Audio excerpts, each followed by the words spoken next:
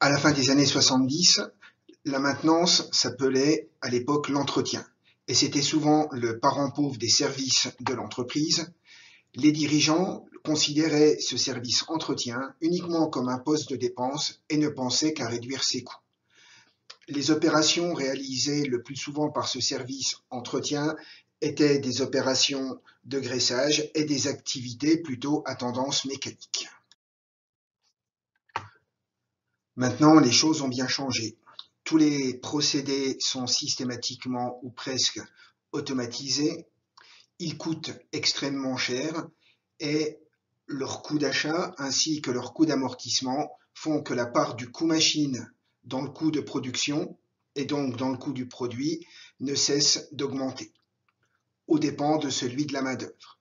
C'est-à-dire que désormais, la part du coût machine est beaucoup plus importante que celui de la main-d'œuvre de maintenance. La conséquence est que désormais, les arrêts imprévus coûtent de l'argent. On comprend donc que désormais, la fonction maintenance est devenue stratégique. Les coûts directs de maintenance, comme la main-d'œuvre, voire les pièces de rechange, sont devenus secondaires et même négligeables devant les coûts indirects, tels que les coûts de non-production, les conséquences de la panne, etc. Pour un chef d'entreprise, la disponibilité de ses biens productifs ou de ses machines est devenue essentielle.